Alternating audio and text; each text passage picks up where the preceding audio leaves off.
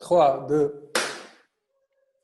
Assalamualaikum ya jama'a. اليوم on va aborder un sujet assez intéressant. Chaque architecte معناها il est des questions qui l'intéressent, c'est la question de l'art.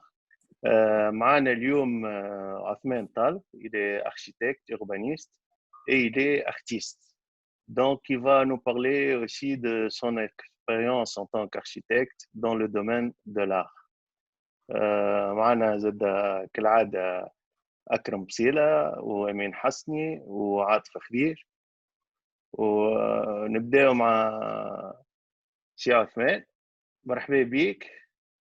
يعيشك. On aimerait bien avoir une discussion sur votre parcours artistique et l'influence de l'architecture sur ton parcours.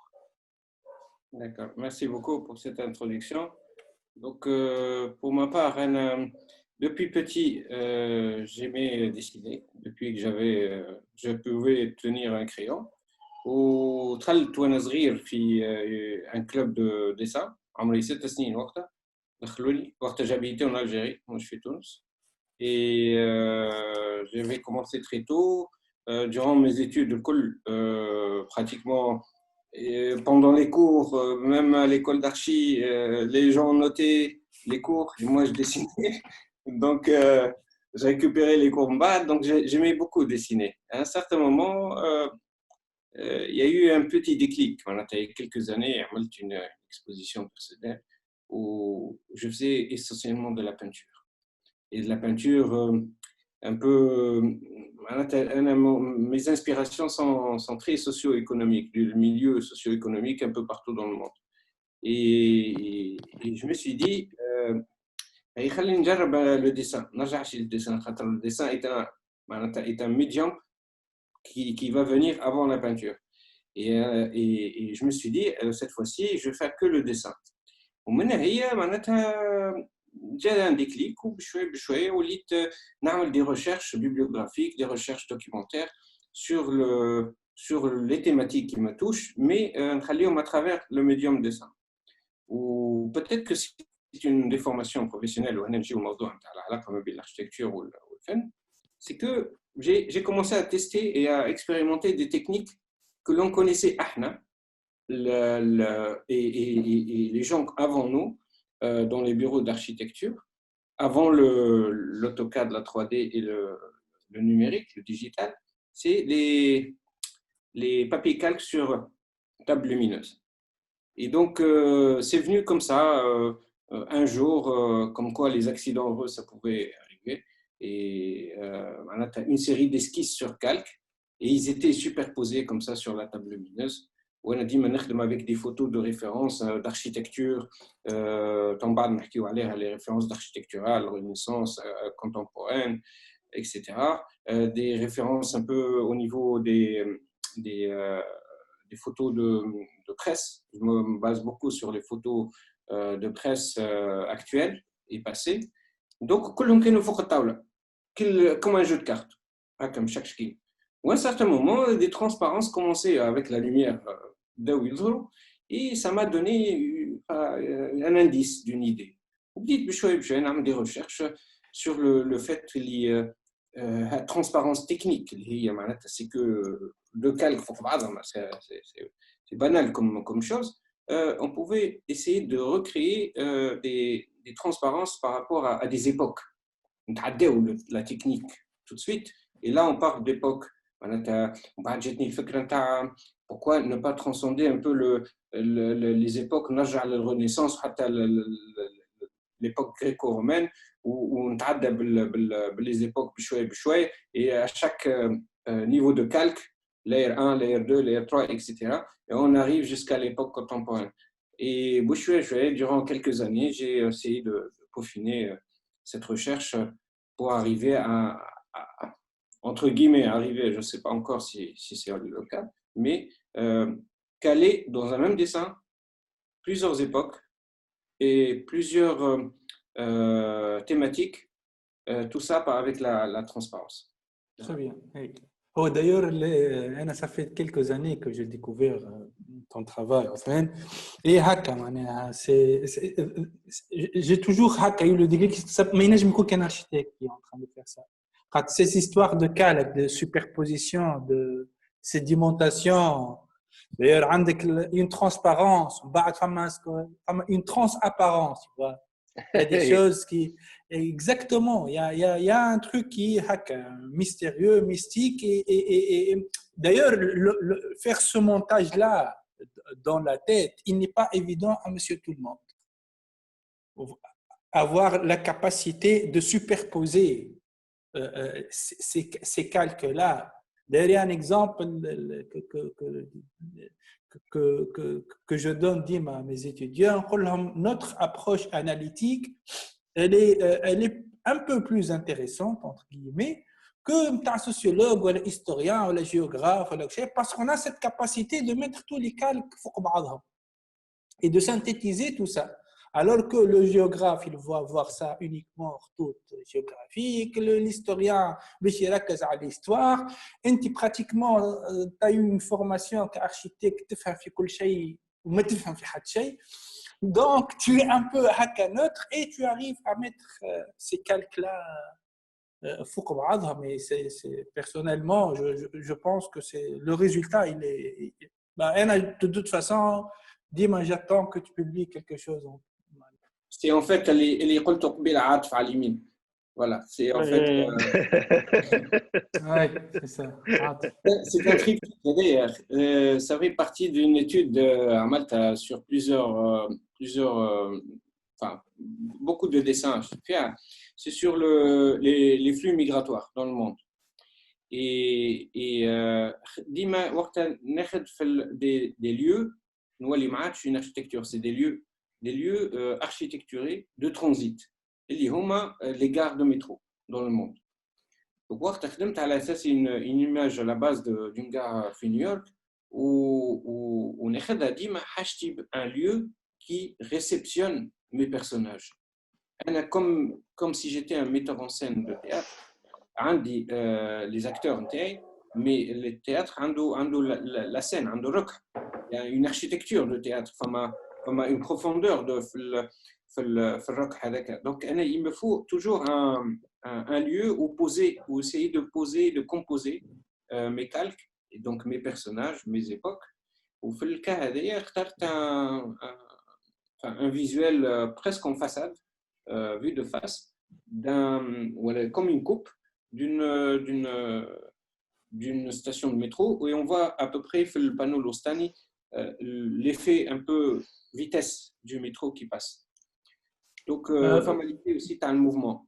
Est-ce que le mouvement est un peu de surréalisme? Réellement, c'est pas un dessin réaliste, dans le sens où ces personnages-là ne peuvent pas exister réellement. On ne peut pas prendre une photo du réel. Il y a une base de réel. Il y a un imaginaire qui vient se poser.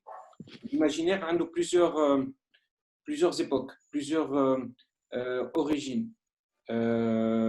Aussi l'utilisation de graffiti en dessin. Donc, quand tu vois les poteaux métalliques, certaines lettres ou certains graphismes de graffiti, c'est un peu pour poser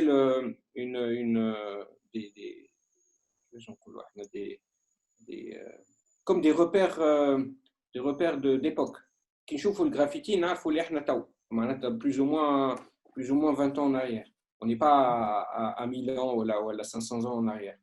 À gauche, on a toujours un échappatoire, à gauche et à droite. J'essaie toujours d'avoir le blanc du papier, il y a trop le dessin. Le dessin, en fait, c'est la lumière qui rentre à droite et à gauche et au centre. Il y a aussi cette histoire de Samit ou l'allée des anges. Cette histoire d'ange un peu imaginaire, mais des fois on les sent. On sent l'impact dans nos vies et qui veille sur nous et qui veille sur les plus miséreux. Donc, Et il y a aussi une strate verticale, horizontale. L'autre, on a pratiquement les plus miséreux. Quand je vois le panneau l'Ostani, on a en arrière-plan, derrière le monsieur, il a un portable, on a quelqu'un qui est pratiquement un petit short, et par rapport à quelqu'un qui a un iPhone ou une veste ou la classification sociale ou طلع عمل une promotion sociale, mais هو واقف, donc il est plus haut, et on a toujours les personnes qui sont délaissées ou dans la société en marge. Et comme principe d'équilibre, dans la Renaissance, on a toujours un genre de symétrie et équilibre. C'est plutôt un équilibre entre les émotions. Un panneau ne doit pas attirer ou promulguer beaucoup plus d'émotions qu'un autre panneau ou qu'une autre partie du dessin. Et il faut que la force et la faiblesse de chaque dessin soient équilibrées. Donc, à l'Issar, on a quelqu'un qui est à quatre pattes et qui est obèse et africain, afro-américain ou africain. Et derrière, au fond, sous l'ange, on a quelqu'un qui, ça c'est un peu comment on dit, des formations professionnelles. Donc j'ai toujours des images de gens, enfin misère et non misère, hein, mais j'ai toujours des images fortes qui reviennent de là-bas. Donc une femme avec son bébé qui le tient, mais qui est reléguée à peut-être au 4e ou 5e calque. Donc là, فما زاد la lecture des calques. علاش الأولاني, le calque, premier calque, est-ce que c'est le plus important? Est-ce que c'est le plus fort? Est-ce que c'est le plus riche? Est-ce que c'est la personne qui a le plus réussi? Ou la femme une lecture inverse? نغزروا automatiquement le fin fond تاع الدessin ونلقاو حاجات progressivement. Le dessin, il doit pas être, dans ce cas-là, il n'est pas lisible automatiquement du premier coup. Ça doit être là où c'est un jeu aussi avec la personne qui regarde. هنا فما حاجه وهنا واش بيه هذاك الشطر ما فماش et d'où il sort l'air ou tu n'as pas vu le Melteli.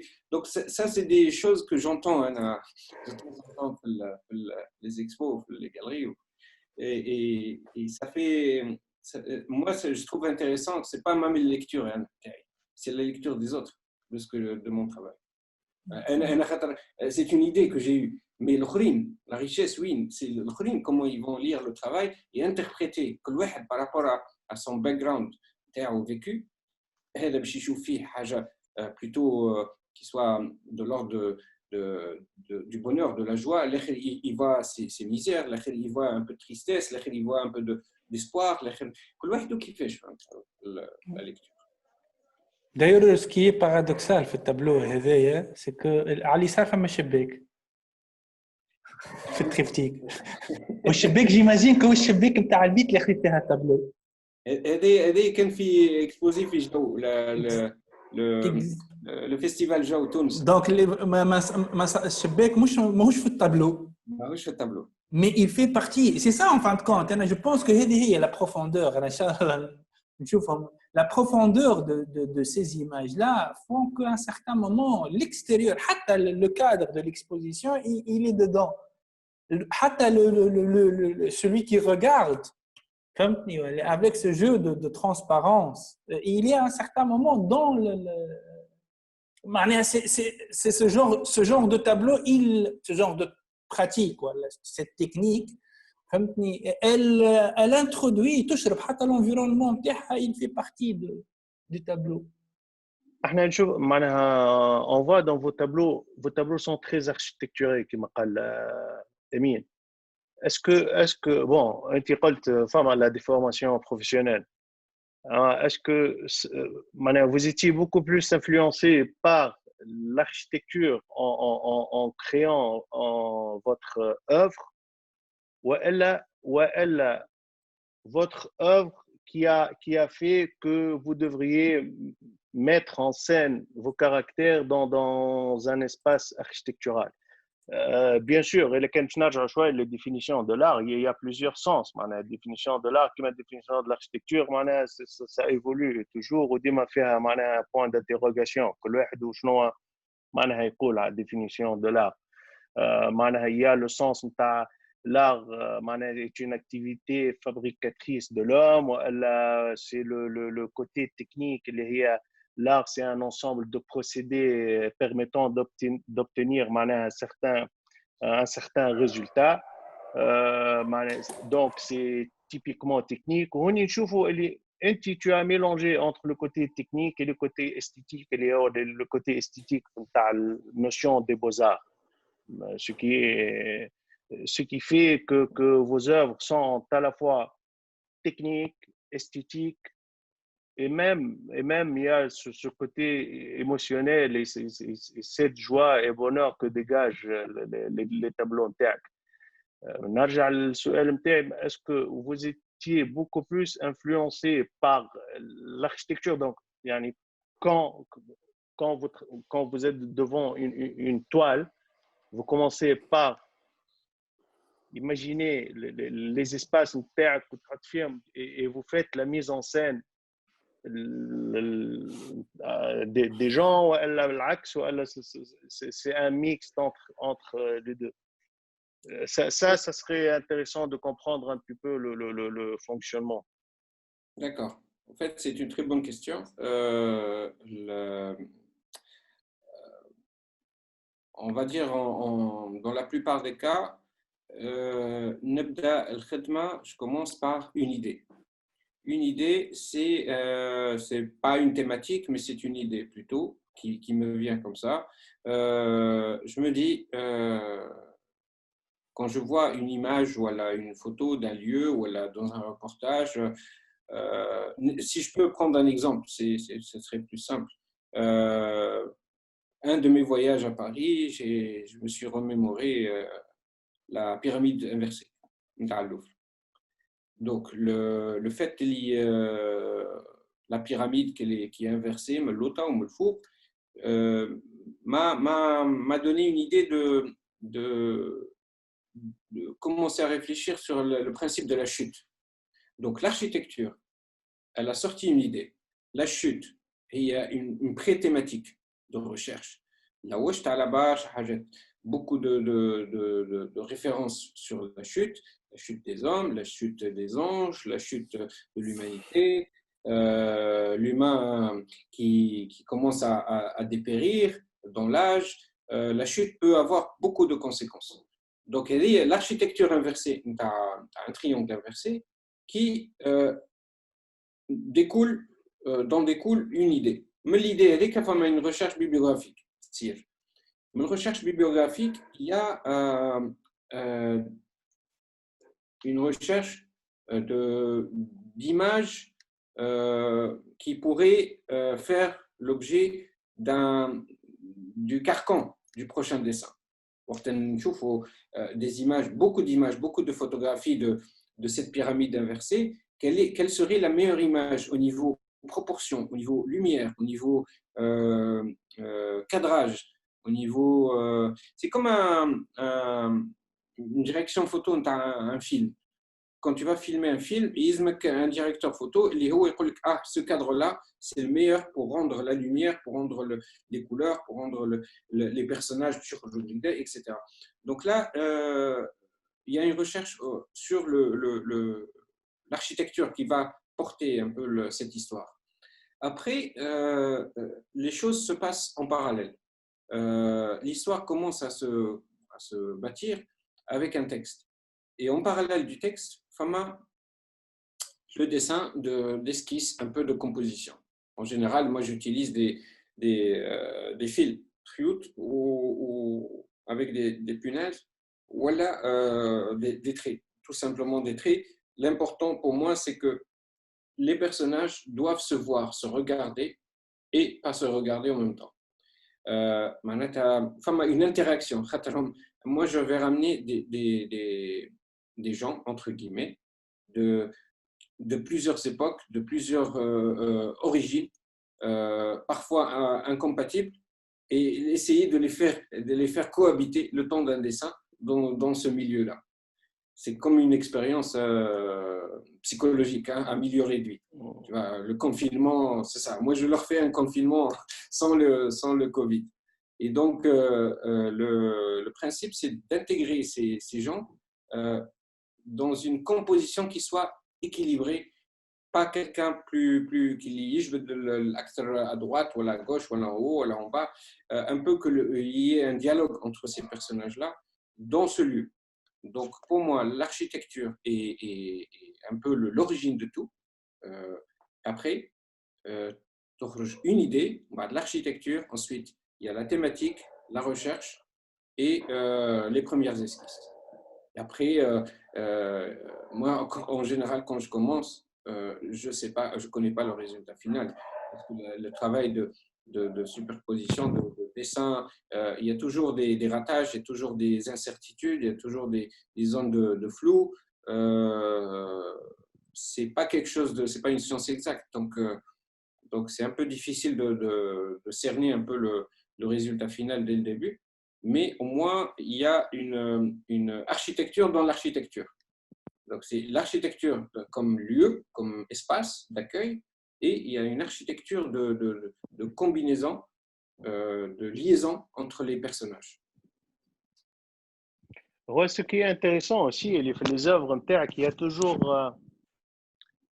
un message à donner. Donc, on voit certaines, techniquement, au niveau du dessin, il y a un certain classicisme. Les personnages, les traits de dessin, mais techniquement, il y a une certaine contemporanéité et le sujet en lui-même que tu abordes dans les œuvres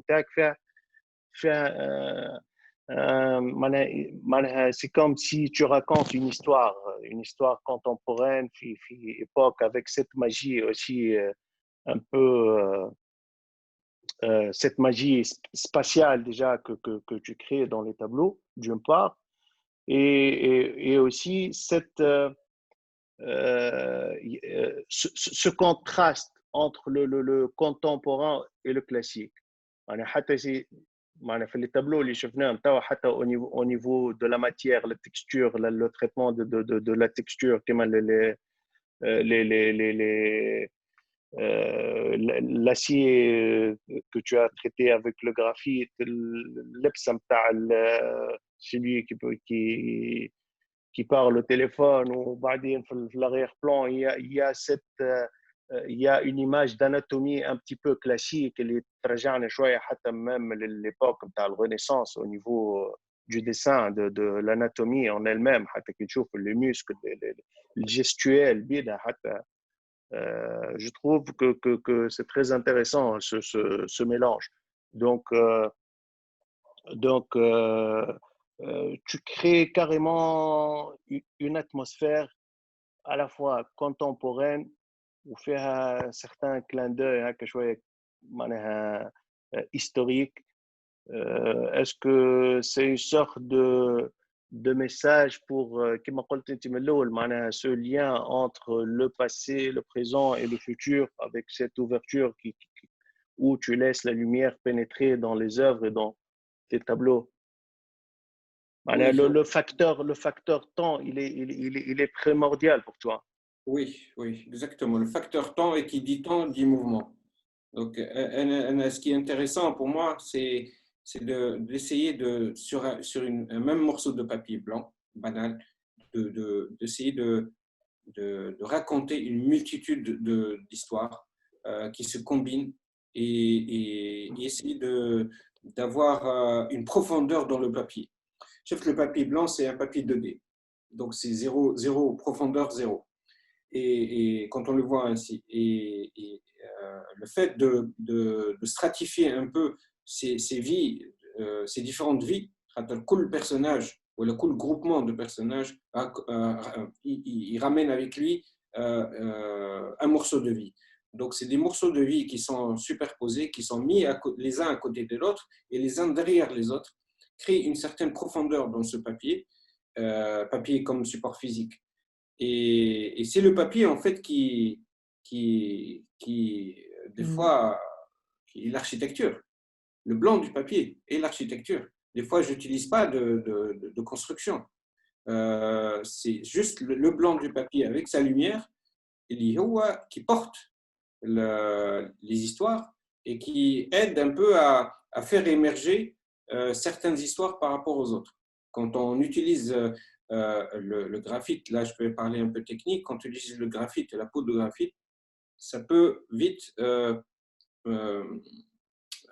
nous faire passer vers du très sombre, un aspect assez sombre. Donc, vu que le graphite, il s'effrite. Et là, sur du papier blanc, on peut aller vers des choses assez lugubres et sombres. Le fait de minimiser un peu cet impact du crayon en utilisant des mines très, très espacées, des traits très clairs ou pratiquement invisibles à des mines moyennement tendres, on arrive un peu à faire sortir certaines lignes importantes et d'autres les estomper derrière. Et moi, j'utilise très peu la gomme. En fait, c'est le blanc du papier. J'essaie de le garder. Au lieu de gommer après, c'est la lumière qui vient du papier en lui-même.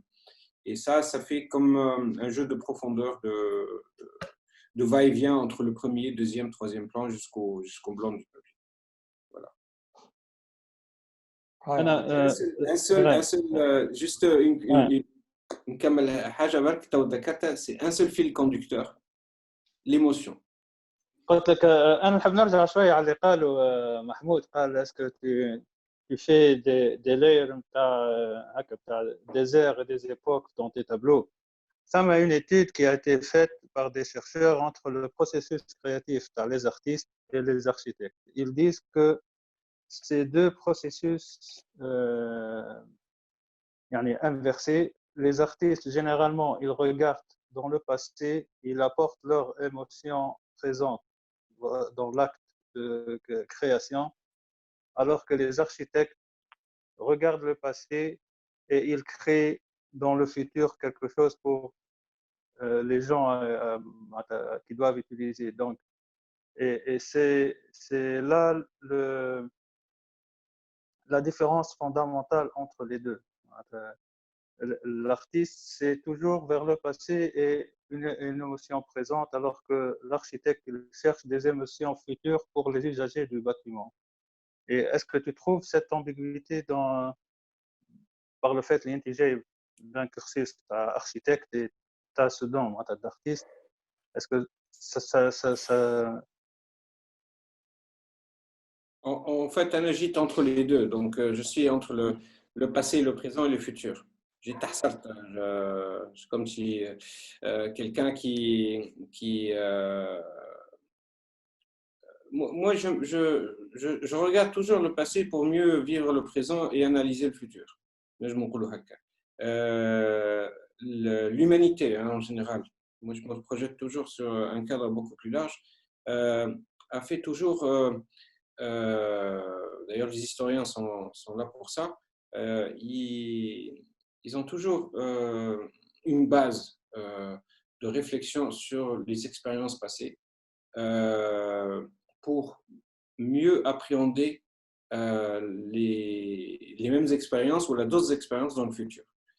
نقولوا احنا نتعلموا من جدودنا ولا فما شكون عملها ولا فما شكون خمم فيها et là on essaie de transcender cette réflexion pour y apporter notre propre point de vue باش نخرجوا vers le futur ولا on essaie d'utiliser même ça pour résoudre et solutionner des problématiques présentes.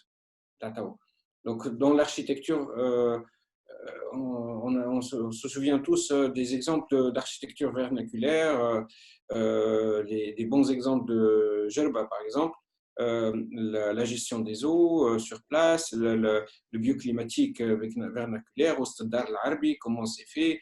Et ça, c'est des exemples du passé, mais qui sont très présente aussi dans l'architecture contemporaine tunisienne, dans certains cas, un peu revue, un peu modernisée, mais actualisée avec les techniques de maintenant. Et ça, c'est un acquis du passé pour mieux bâtir le présent et le futur. Un exemple, je viens de finir ma maison, on m'a fait un patio. Donc, moi, je trouve que cet exemple-là, il est assez intéressant dans le cadre de la Tunisie où on a ce mode d'habiter qui est assez du nord au sud, Mawjoud. Et pourquoi pas? On ne peut pas être figé sur un moment T bien donné et ne pas pouvoir espérer comprendre un peu ce qui s'est passé avant et, et, et, et programmer peut-être et analyser et faire des stratégies pour le futur. Oui. d'ailleurs, Amine, سامحني قبل ما تسأل سؤالك j'ai juste une question لعثمان. سمى un neurologue اسمه سمير زكي bon américain ou anglais d'origine indienne. Il a travaillé sur la notion d'ambiguïté et de incertitude dans l'art, et surtout l'art plastique, dessin et tout. Et il dit que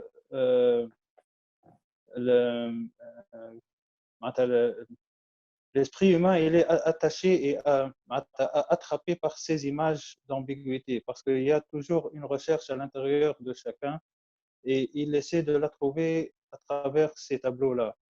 Et il dit, contrairement à ce qu'on prétend, voilà, ce que les artistes prétendent à travers l'ambiguïté et l'incertitude de leurs tableaux, c'est des gens qui sont très certains, mais qui développent leur certitude à travers des calques.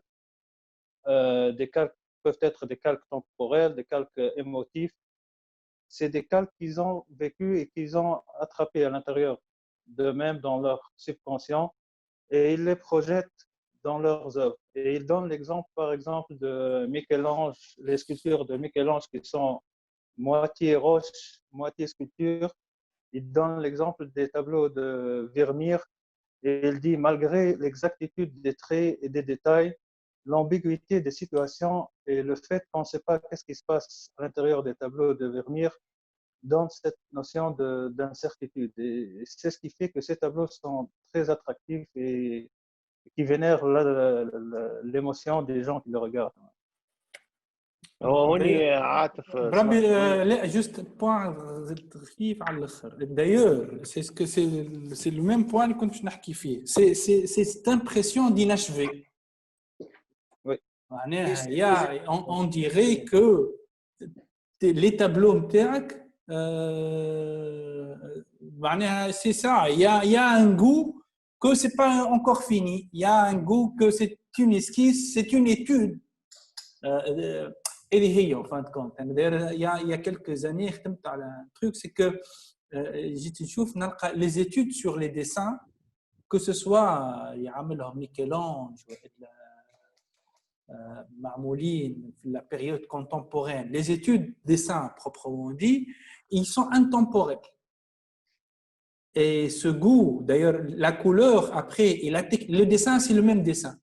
Quand je vois les dessins, c'est pratiquement, techniquement, on est en train de parler les croquis de Michel-Ange et les dessins et les inachevés, les études. Et ce goût-là d'études rend les projets intemporels. Ou rend, à part que le قطعتين ثلاثة contemporaines اللي ظاهرين متاع اليوم. Mais dans Mietsne, on ne saura jamais qu'est-ce qui se passe. C'était quand leur époque. Et ce goût, cette impression, c'est de l'inachevé. C'est des projets, c'est des tableaux, les gens peuvent savoir faire encore et encore et encore tous les jours. Le tableau, il a encore à dire et à faire, et à se prononcer. Il y a encore des choses à mettre. À l'axe, le classicisme, la peinture qui dit stop. Je pense qu'on ne pourra jamais ça y est, au fait. C'est très intéressant cette réflexion entre l'inachevé et l'achevé de la peinture. Si vous permettez, je peux partager quelque chose qui rejoint un peu cette idée. Je vais essayer. On va voir. Un peu à mi-chemin entre la peinture et le dessin. Voilà, donc je fais ça. Et là, je vais ici partager l'écran, desktop. Voilà. Donc, si chacun peut voir, Oui, c'est une idée que m'est venue. En fait, au départ, pour être honnête, au départ, j'allais faire euh, que de la peinture, un diptyque. Et à un certain moment, je me suis dit, pourquoi pas?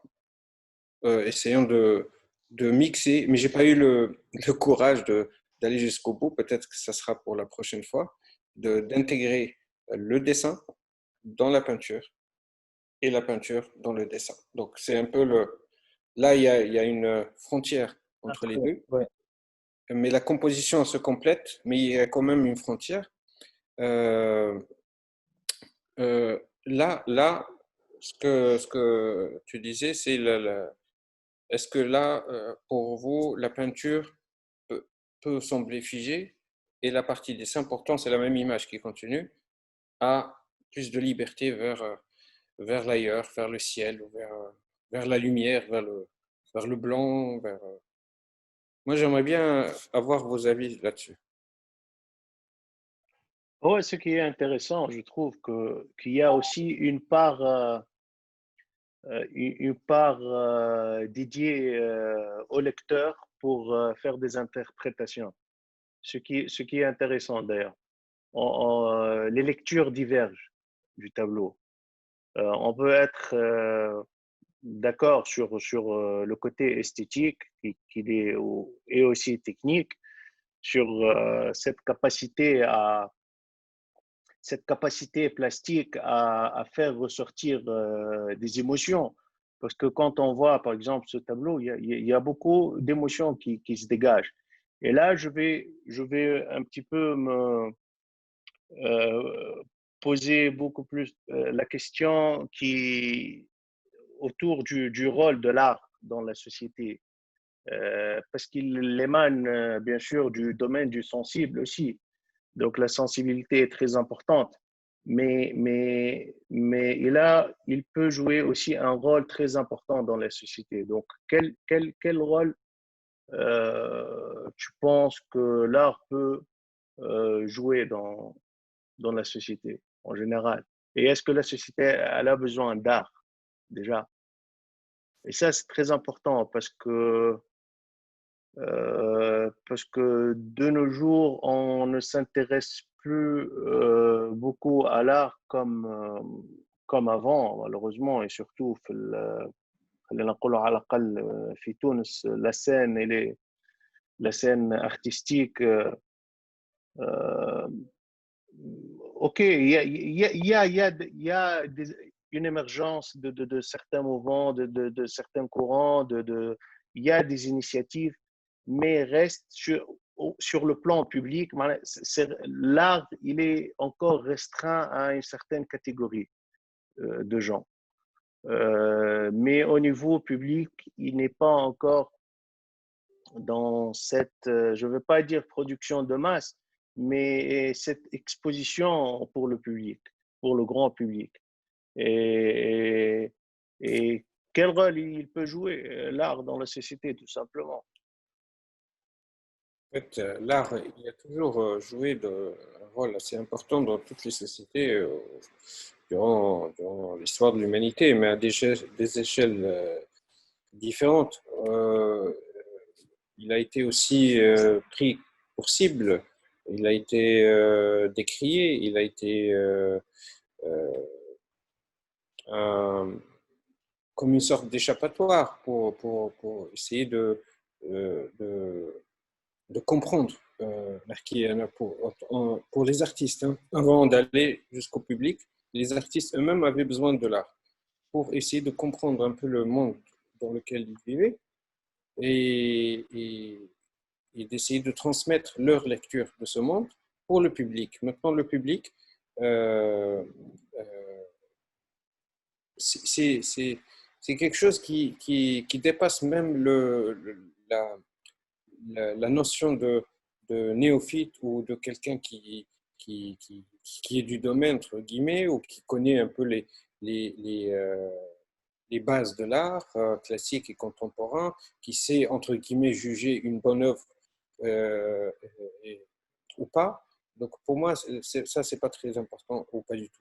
Ce qui est important, c'est que un public doit être touché par l'art, doit se reconnaître, doit se retrouver quelque part dans les histoires que racontent les artistes en général.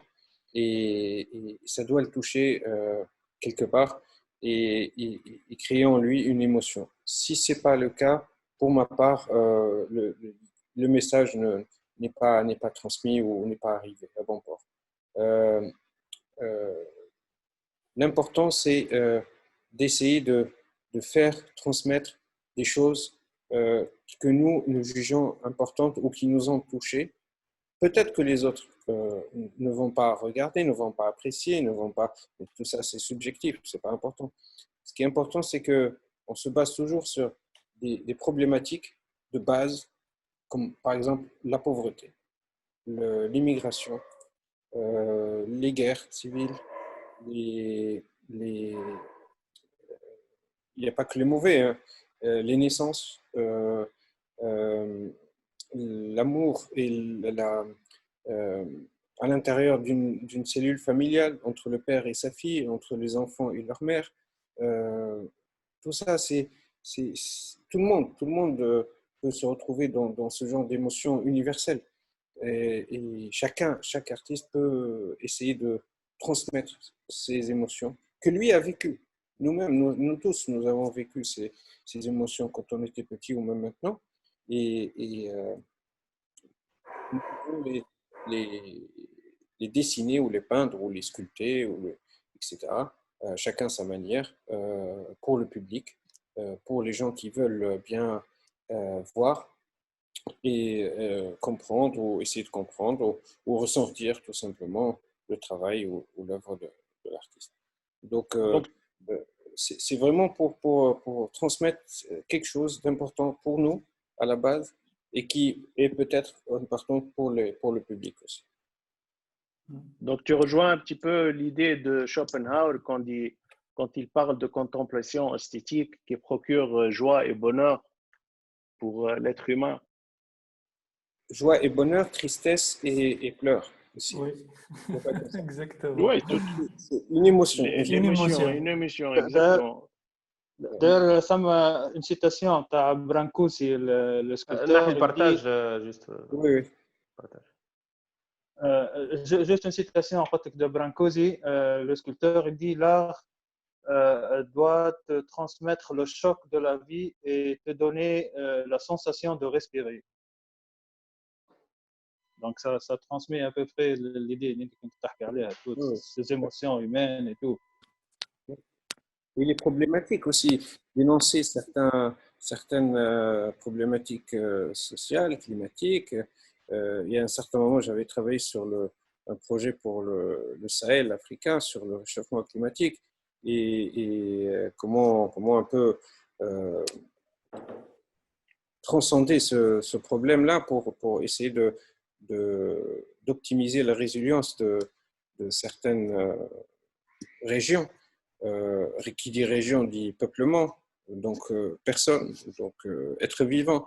Et ça, c'est l'urbanisme, l'architecture et peut-être la personne, le noyau humain qui sont touchés. Donc, quand on dit une pratique, en général, ma pratique, moi personnellement, elle est assez élargie, pluridisciplinaire. Donc, il y a tout qui se mélange. Sans forcément de réflexion préalable. Il y a beaucoup d'inconscient qui est là, qui joue son rôle sans que je m'en rende compte et à un certain moment, ça peut sortir quelque chose de bien ou pas bien. Après, nul ne le sait, mais l'inconscient est là pour nous guider, pour nous donner un chemin. Après, on s'engouffre dans ce chemin ou pas, à chacun son choix. D'ailleurs, نرجع للtableau. La couleur, elle lui donne une assise dans l'histoire. Les couleurs que tu as fait, la partie gauche du tableau, elles sont contemporaines. La partie droite du tableau, elle est intemporelle. ما نعرفوش وقتاش تصورت، النجم تكون صورت عندها 100 200 300 500 سنة. C'est ça qui est, je pense, qui dénote d'une certaine singularité. Parce que le dessin, la ligne, elle est universelle.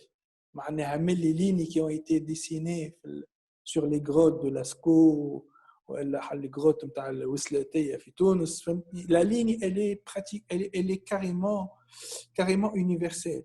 Et هنا هل نعرفش est-ce que d'ailleurs je pense ديما que les artistes ils ont une capacité, enfin bon d'ailleurs نجم يكون artiste كان عنده une capacité de voir la réalité différemment. نجم تكون de la voir réellement. انا j'imagine que tu es en train العباد كي يتعداو قدامك تشوفهم un peu transparent, tu vois. Parce que tu vois derrière, tu vois à un certain moment, quand tu vois derrière, même tu peux voir dedans, tu vois. Et c'est ça qui est يخوف شوية فيك. جست لحظة عثمان ذكرتني في فازة كي كنت في الليسي، كنت ناخذ ربي كنت في الليكول، كنت ناخذ المترو نمشي لباب سعدون. كل ما نطلع في المترو نغزر واحد نبدا نتخيل في لا في دغيير، جو فيزي دي تابلو في ثنيه كامله كم سا هكاك نعدي ثنيه من هذه سي اون اناليز بيزار. تشوف العباد ترانسبارونس يا عثمان، هذيك نسميها سرحه هذا وقت تسرح ولا وي وي il faut toujours تحنا في الميتي نتاعنا اوني اوبسيرفاتور. On est toujours observateur. ندخلوا الحانوت ولا ندخلوا un lieu d'art نبداو نغزروا السقف. Personne ne regarde les détails, le poteau, le poutre, le sqaf, les plaintes, est-ce que c'est bon, c'est pas bon. Tout le monde regarde la personne. Et nous, on est observateur parce qu'on regarde le contenant. Ensuite, on regarde le contenu. Et on est comme ça. Enfin, on analyse tout très rapidement. Et ça, c'est propre à tous les architectes. Et là, le fait, j'aime bien regarder les gens, regarder les lieux, regarder mon bad, qui m'a coûté comme c'est l'inconscient. C'est pas, je le regarde pas pour avoir une idée, pour esquisser un bad. Non, non. Je le regarde parce que ça m'intéresse. En bad, après 2 mois, 3 mois, une semaine, un jour, un an, l'idée ressort. Le puzzle de tout ce que j'ai regardé commence à se été fragmenté. C'est comme un disque dur fragmenté, on a une défragmentation. Les éléments se retrouvent et de plusieurs voyages, de plusieurs rencontres, de plusieurs choses qui n'ont rien à voir au départ, une idée, une prémisse d'idée, peut-être ça va donner peut-être un travail et beaucoup de choses qui sont restées à l'étape d'idée, hein, de sketch. Donc, oui, parce que avant tout, c'est un travail mental. C'est un process très complexe. فيه le conscient et فيه l'inconscient. D'ailleurs, à un certain moment, يبدأوا يتعاركوا. شكون يمشي يشد بلاصة الآخر، فهمتني. Et d'ailleurs وقتها مع جاك بيريز on a fait un atelier معاه، وقتها يحكي لنا كيفاش la photo c'est un travail mental. Sinon قال faites des photocopies c'est mieux. كان تتعدى ديريكت داير وقتها يفسر كيفاش الفرق ما بين واحد il fait le montage dans sa tête et à un instant T tac que tu prends, que tu fiches et tu es le seul qui sait شنو صار بعده وشنو صار قبله. Tout le monde voit l'instant présent في التابلو نتاعك والا في الفوتو اللي يحكي عليها، mais tu es le seul qui sait. et هذا هو qui اللي قوي je pense. لو سول اللي انت تعرف السيد اللي حاطه في التابلو نتاعك ومين جاي وين ماشي وايه لا كومبوزيسيون نتاعك شنو والقوه هذول دو لارتيست سي دو permettre aux gens d'arriver à ce genre d'interprétation. Parce que tout se passe dans ces histoires de métro. هو راهو سي هكا ça dénote d'un esprit خاوف شويه. Oups. نعم بسم الله. Là, c'est un univers bizarre, tu vois, parce que tu as une composition classique, les anges le fou, ou le boss l'autre, et des sujets, avec la composition Renaissance, avec le point, l'élément architectural, qui est comme là, la ruine de métro, la secca,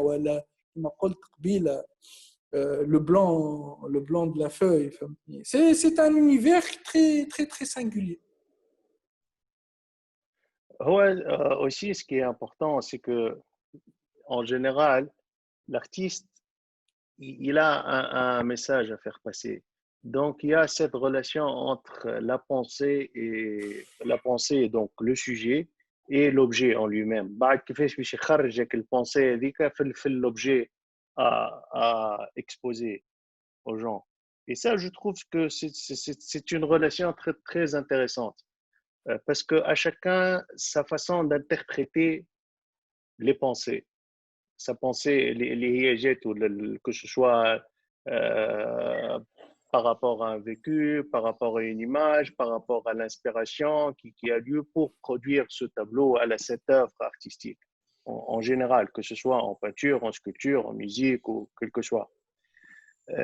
Donc, devant une œuvre d'art artistique, purement artistique, dans le sens que ce soit sculpture, tableau, peinture, quel que soit, il y a toujours le rapport immédiat entre l'auteur et l'objet par l'infini.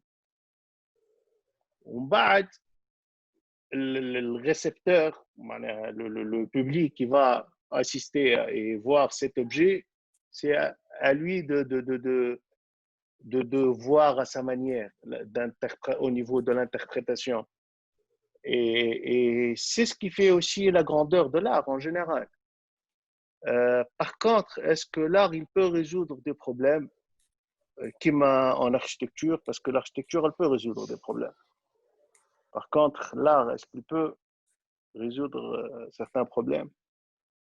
هوني شوفوا la dualité entre les deux. L'architecture, tu la vis en émotion, en 3 dimensions, en vivant dedans, dans l'objet. Il n'a jamais de l'architecture une sorte d'œuvre d'art, voilà, un objet architectural. Ou l'architecture, bon, de toute façon, c'est aussi un art. Mais est-ce que l'art lui-même, en termes d'objet, est-ce qu'il peut résoudre certains problèmes comme l'architecture? Enfin, comme le fait l'architecture. Peut-être qu'il est là pour dénoncer, ou peut-être qu'il est là pour exprimer certains problèmes que tout le monde vit au quotidien ou exceptionnellement. Mais je ne sais pas, personnellement, je ne peux pas répondre à cette question s'il peut résoudre ou pas des problèmes. Là, on est dans le clivage théorique versus opérationnel. L'architecture avec une base théorique a une résultante opérationnelle, donc réelle. On réfléchit, on crée une architecture, ensuite on la bâtit et on y vit. Donc c'est l'opérationnel de A à Z. L'art, il est là peut-être pour parler de choses. C'est comme écrire des livres. Peut-être les livres, c'est ou faire un film. Est-ce qu'un film peut résoudre des problèmes? Bien sûr. Donc, on ne peut pas parler aucun bâtiment aujourd'hui ne peut résoudre les problèmes des réfugiés. Mais, ni les étaler, ni en parler. Par contre, un tableau, un texte, oui. C'est des choses qui sont un peu aqua. ou antérieure à l'architecture. Tu vois. Ouais. Chacun à son échelle aussi peut aider à résoudre. Et bon, هو تخليطهم ما نحبش نخلطوا نحن. L'architecture est un art, oh là là. Hein? Non, pas trop. Non, je sais pas. Les femmes, on peut le considérer comme art. C'est là les arts qui كان l'art كان كانت l'architecture للآلهة كها. C'est la mère des arts. Ben, هي كي كانت للآلهة. لا سامحني كي كانت معمولة للآلهة.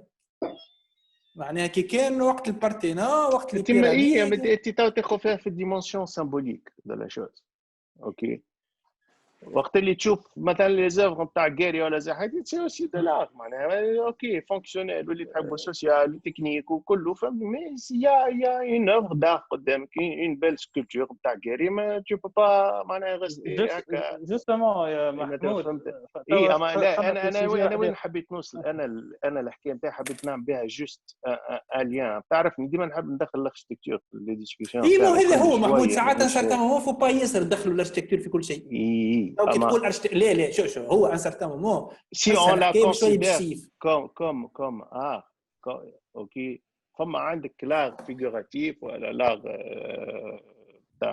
en 3D sculpture ولا اللي هو les installations وعندك l'architecture en tant qu'art elle peut résoudre certains problèmes d'accord لا مش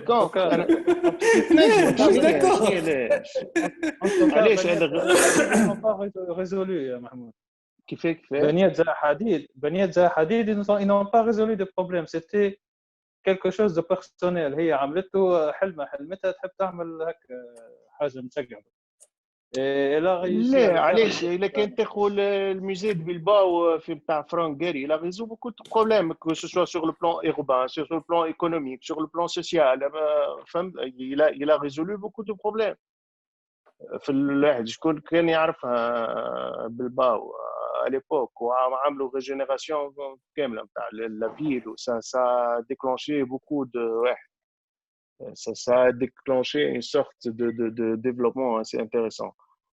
Bon, mais c'est pas ça. Enfin, certaines œuvres artistiques, je connais ça, le côté esthétique, mais c'est des œuvres d'art qui peuvent résoudre certains problèmes sociaux, économiques, peu importe, quel que soit le problème à résoudre.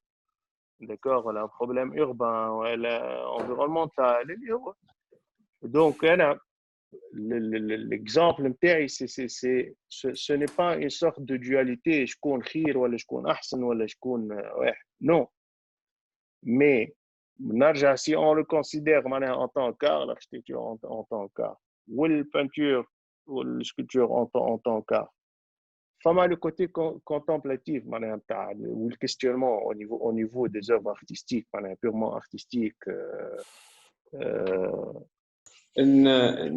كنت حابوا نعمل لكم بتي بارتاج رابيد على ليكزامبل تاع لا بيراميد انفيرسي oui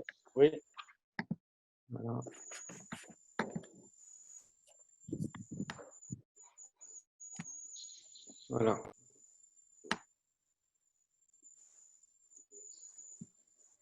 donc là en fait le lieu l'architecture c'est cette pyramide inversée avec les murs, la dalle et le sol. Donc concrètement parlant, ça c'est le contenant. Après, il y a, moi je rajoute toujours des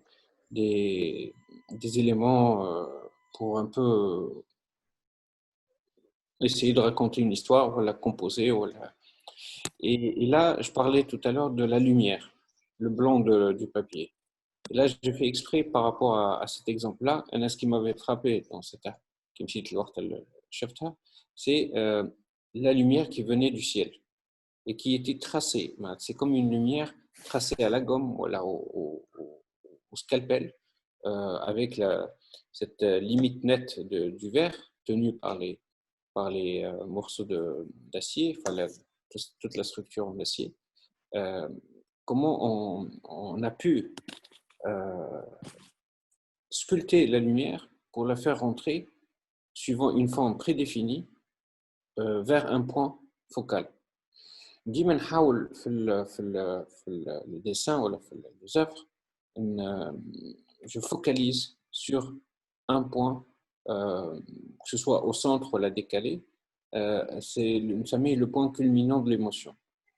Et là, on voit plein de gens qui vont et qui viennent sans forcément regarder ce qui se passe au centre, et d'autres gens qui sont plus préoccupés et qui prennent même des photos de l'action qui est là. Et en fait, là, c'est un peu le principe aussi de la chute dont je parlais tout à l'heure. C'est une personne qui chute et il y a il y a deux personnes qui la retiennent. Je ne sais pas si je zoome, on peut voir. Voilà. Et qu'il y a quelqu'un qui est là pour indiquer la personne qui chute aux deux personnes qui vont la réceptionner. Avec toujours quelques insertions d'époque de David, la sculpture de David qui n'est pas là. Un jeu de profondeur aussi.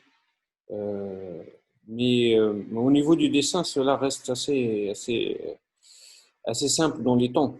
Il n'y a pas beaucoup de tons trop foncés, mis à part quelques personnages au premier plan et pour donner plus de profondeur, un portillon assez foncé. Mais sinon, tout le reste est baigné par la lumière du prisme inversé.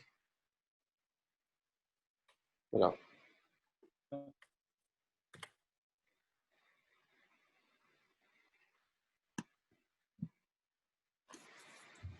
حاب نسألك سؤال. Ce que je trouve singulier, cette histoire de Cal. Et je suis sûr que techniquement, tu peux faire un tableau final. Et les émotions, كل كالك l'émotion تاعو. فما كالك ودي تصور فيه معناها il y a plusieurs est-ce que ترتيبهم من بعد comment ça se fait. أنا هو يجي الأول هو يجي الآخر وخاطر كل واحد et c'est ça peut-être qui crée à un certain moment beaucoup de profondeur même émotionnelle dans ces tableaux-là. اللي كل واحد il a été dessiné على عكس un tableau classique. Là on a plein, on travaille tac tac tac tac, c'est un jeu de superposition de choses et d'émotions. Je pense que le dessin c'est une traduction d'émotions. L'état d'esprit نفرضه يعني كان عندك 5 كالك ولا 6 كالك وكل كالك تعملوا في نهار état d'âme bien précis. كيفاش tu arrives à synthétiser tout ça معناها مع بعض؟ En fait, comme je disais tout à l'heure, entre l'idée et le résultat final de synthèse, il peut se passer beaucoup de temps, comme très peu de temps. Ça dépend aussi de l'état de la muse. Un peu de l'état de la maturité de l'idée dans ma tête. Parfois, ça demande beaucoup de temps pour que ça mature et je bloque et ça n'aboutit à rien ou vraiment à rien. Sinon, ça peut se déclencher très rapidement. Ce qui peut m'aider, c'est le contenant, le lieu, peut susciter un certain démarrage de composition. نبدأ avec des repères du lieu. Par exemple, là, nous avons un point focal et un arrière-plan. Tout ça, on est toujours dans le calque zéro, le calque du lieu, de l'architecture. Et le point focal, le personnage qui tombe et les deux qui la retiennent, ça peut être un départ de composition. Après, il faut qu'il y ait une foule. Un principe de foule, c'est qu'on est inconnu dans la foule et en même temps, là, il s'agit d'un événement assez important. Donc, la foule se tourne vers ces personnes-là au centre et ils deviennent d'un coup hyper intéressants pour cette foule-là parce qu'ils sortent un peu de l'ordinaire, ils sont singuliers par le fait qu'il se passe un événement. Sinon, les gens continuent leur chemin et ils ne se parlent même pas, ils ne se regardent même pas. Et ça, c'est un peu le mal du siècle dans les sociétés contemporaines. Donc, il faut un déclencheur comme ça, un catalyseur d'émotions et d'événements insolites pour que certaines personnes regardent devant et pas par terre ou leur téléphone. Ils regardent les gens devant et ils sortent un peu de leur ordinaire de tous les jours. Donc, point central. Ensuite, la sphère s'élargit, la sphère de personnages. En fait, la superposition ne vient pas. Moi, je ne réfléchis pas comme ça sur la superposition. Je réfléchis histoire, composition et histoire. Après, qui va venir devant qui, ça viendra au niveau du dessin final. Je ne peux pas directement imaginer que ce personnage-là va venir premier plan et l'autre en deuxième plan et l'autre va s'effacer. Non, il faut que l'histoire, même j'ai des sketchs dans lesquels les calques sont collés avec le scotch invisible, mais sans forcément… Il y a des calques qui se superposent comme ça maladroitement, sans forcément gérer les transparences et les premiers et deuxièmes plans. Il y a des régies après dans le dessin final, mais au départ, composer un peu l'histoire, tirer les traits entre les personnages, essayer de les faire dialoguer. Et au moment où je commence le dessin final, là, il y a un jeu de qui va disparaître, qui va réapparaître, qui va être au premier plan, au dernier plan. Il y a certains ajouts, il y a certains éléments que je devais mettre, que je vais enlever, parce que je juge que ça complexifie trop ou ça simplifie trop le travail final. Donc voilà, à peu près le process de… Il y a un autre élément. Il y a un autre Comment? élément. Il y a un autre élément aussi qu'on remarque dans les tableaux de Othman. Oui, Il y a ce jeu de proportions aussi. Les proportions ne sont pas les mêmes surtout au niveau des personnages. Est-ce que vous le faites ça exprès au niveau de l'échelle et des proportions? Les personnages, ils ne sont pas sur la même échelle ou dans les mêmes proportions. Donc, est-ce que c'est fait exprès pour se focaliser sur certains personnages? Est-ce que c'est fait pour faire passer un message? d'accord. C'est une très bonne question aussi parce que là, on touche à plusieurs dimensions. Première dimension, ce qu'on a appris en architecture, la profondeur. Comme en photo, profondeur de champ. Donc, premier personnage, plus grand, et au fur et à mesure qu'on va dans les calques arrière-plan, arrière-plan, arrière-plan, les personnages deviennent plus petits.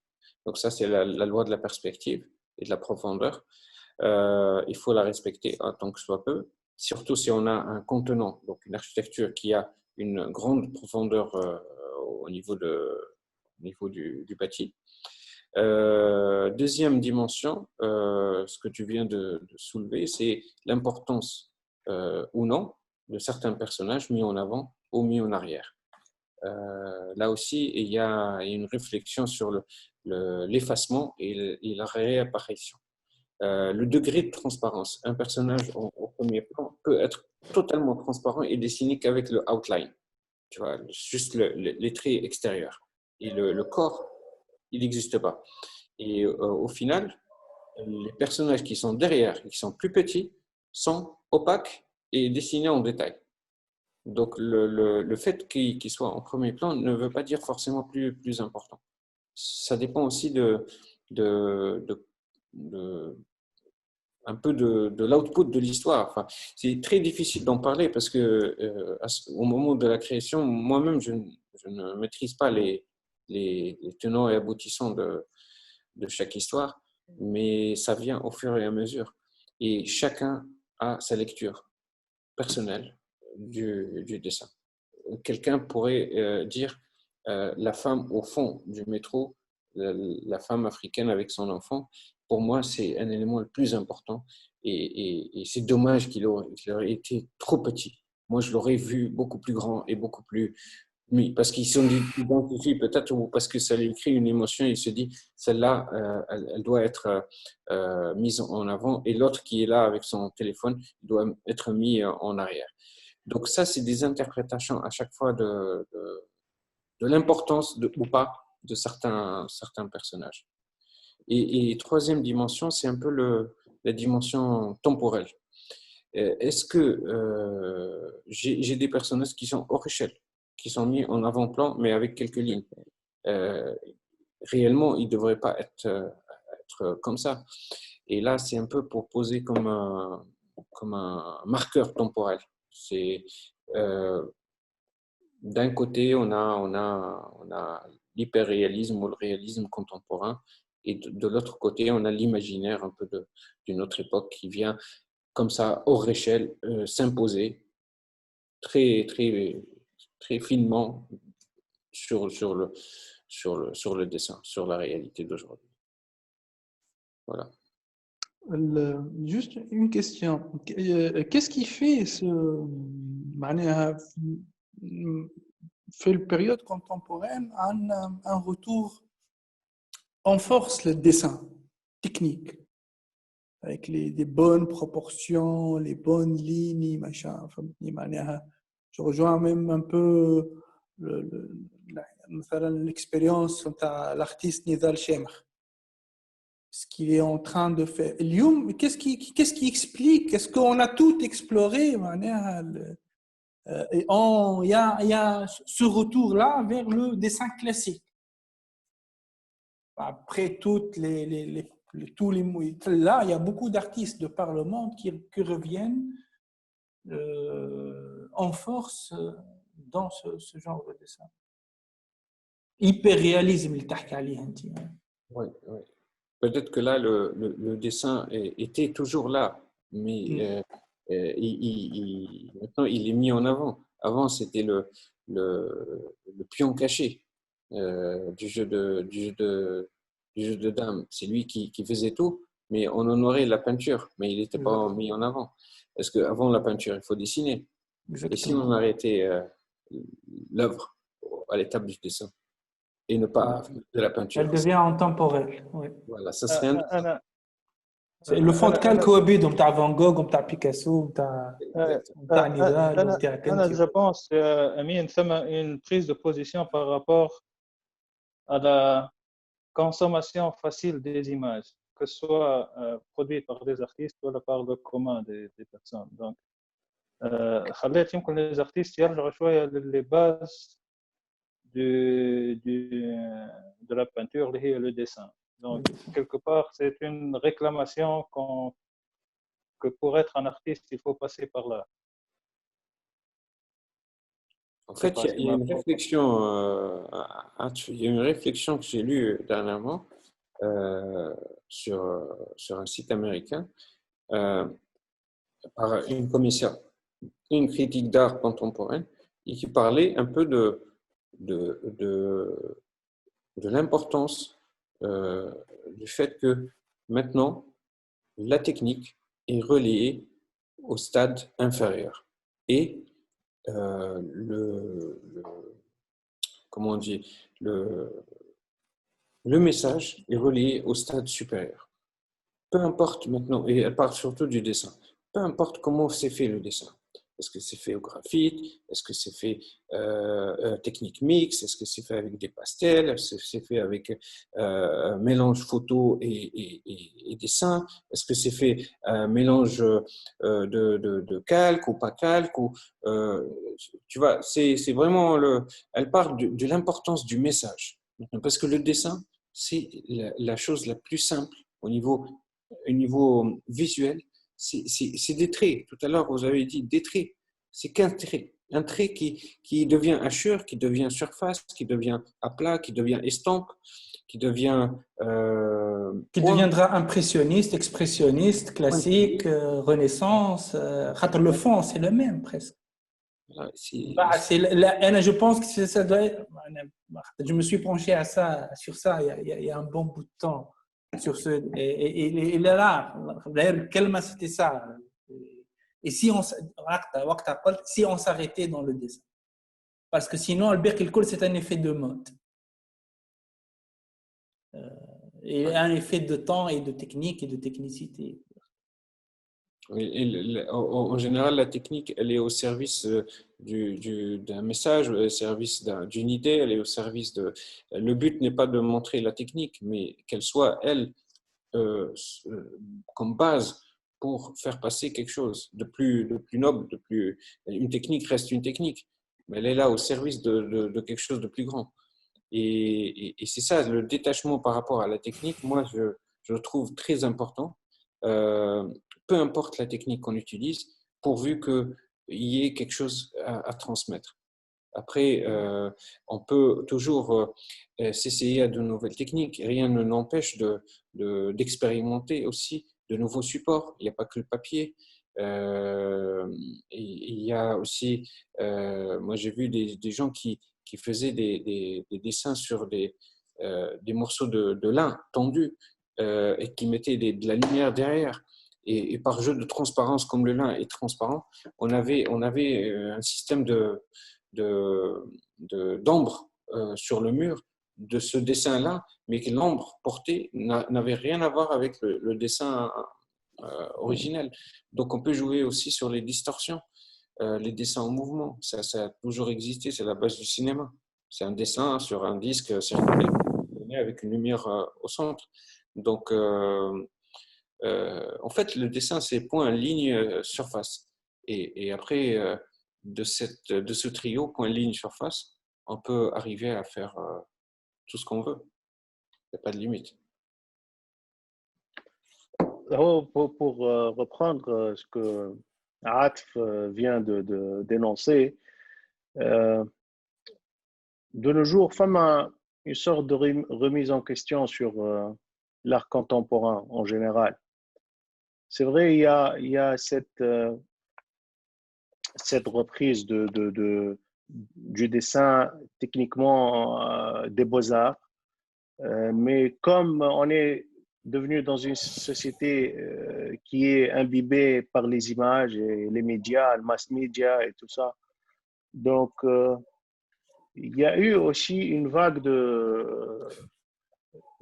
d'artistes contemporains, et surtout avec l'apparition de l'art abstrait, qui a fait vulgariser aussi un petit peu l'art en général.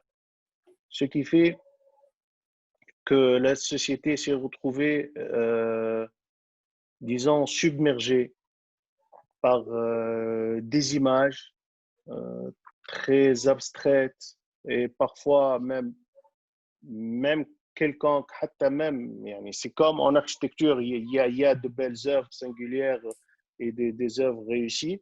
En art aussi, il y a des œuvres réussies, il y a des œuvres qui sont pas réussies aussi. Donc, je pense qu'il y a, il y a un grand débat qui se passe autour de ça. Et surtout, après l'œuvre du chant, tout le monde s'est mis à faire de l'art. Donc, d'ailleurs فما documentaire اسمه The Price of Everything يحكي justement على ce côté sale de l'art et en même temps le côté noble. Et يحكي comment les collectionneurs d'art parfois juste par spéculation يمشيو يطلعوا un artiste ياخذوا les tableaux نتاعو يخبيهم quelques années et puis يعملوا منهم un phénomène ويطلعوهم juste pour vendre leurs tableaux. Donc ça m'a fait dans tous les domaines. Oui, parce que c'est devenu une production de masse aussi. Oui. Comme dans tous les domaines. Oui, c'est un produit de consommation à un certain moment, في une autre dimension. هنا حبيت نسألك كان الفرق ما بين هو راهو لو برودوي الانتاج نتاعك في une simplicité qui contient beaucoup de complexité. Le dessin c'est simple visuellement. Mais une complexité et une profondeur في juxtaposition نتاع الاشياء والسوبربوزيسيون نتاع الاشياء بينات بعضها. دونك فما فرق كبير ياسر جو بونس ما بين يا لو كوتي سامبليست نايف bien sûr مش بتاعك et la simplicité qui est هكا qui contient toute cette profondeur ou toute cette complexité. Mais c'est une question, je pense pas. D'ailleurs, l'autre phase de la simplicité, c'est la complexité.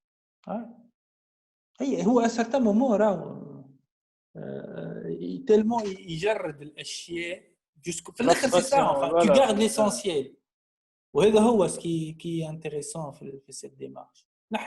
Tu as gardé l'âme des personnages qui constituent plutôt l'âme du sujet.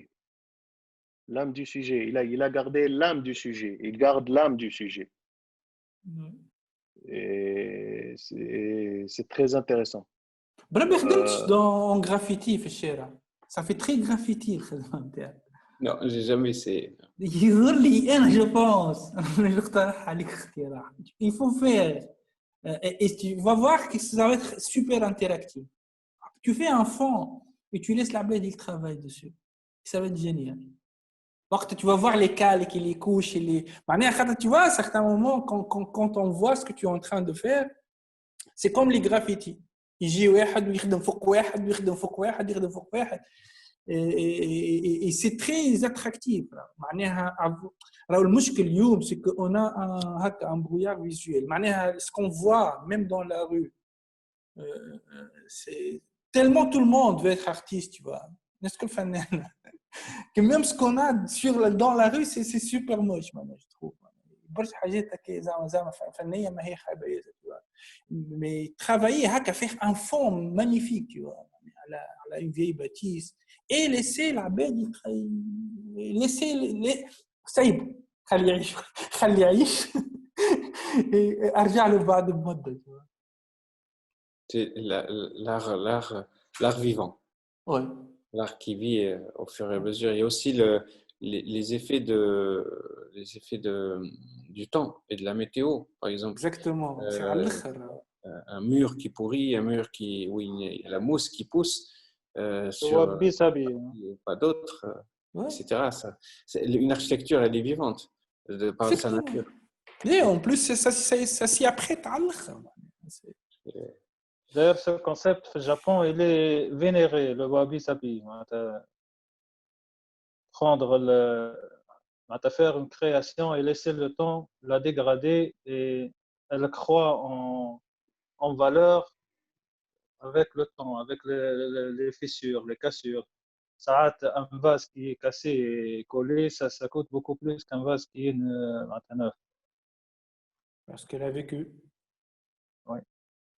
Faire émotion, faire شحنة. أنا أقول لكم que le sujet était très intéressant à débattre, que ce soit le sujet des arts ou de l'architecture. À ce niveau, c'était une première expérience pour moi, je trouve très enrichissante de parler avec d'autres personnes de sujets divers qui relient un peu ces deux mondes qui ne sont pas si éloignés que ça. Et je vous remercie pour ça. Voilà. On espère que ce genre d'initiative perdure dans le futur.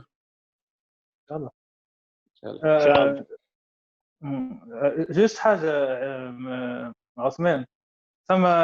Carlos Scarpa, il a travaillé sur cette notion de calque dans ses œuvres, surtout dans les œuvres de rénovation. Il introduit des techniques différentes, des compositions et des proportions différentes dans la rénovation des œuvres qu'il a fait, comme le Castelvecchio et tout. Donc, cette notion de calque, on peut la retrouver aussi quelque part dans l'œuvre architecturale.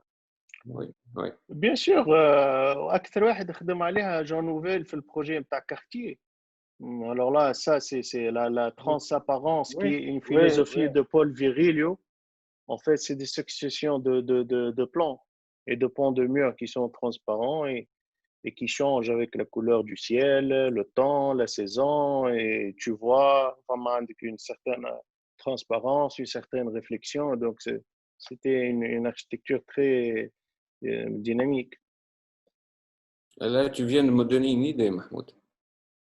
Tant mieux. Tant mieux. Good.